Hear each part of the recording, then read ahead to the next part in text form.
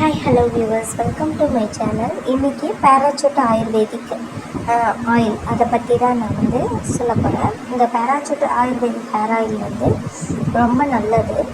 நான் already Vatika hair oil பற்றி போட்டிருந்தேன். அதே மாதிரி தான் இதுவும், அதையே சேம் தான் இதுவும். நல்லாவே யூஸ் பண்ணலாம். இது அதை விடவே இன்னும் பவர்ஃபுல்லாக இருக்கும். இதில் பிரிங்கராஜ் எல்லாமே இருக்குது. மூலிகைகள், ஃப்ளாக்ஸீட் இருக்குது, வெந்தயம் இருக்குது, நிறைய இருக்குது. வாட்டிக்காவை விடவே அது பிரிங்கராஜ் எல்லாம் கலந்துருக்கிறதுனால ஹேர் க்ரே ஆகிறது ரொம்ப நாள் ஆகும். பொடுகு இருக்காது.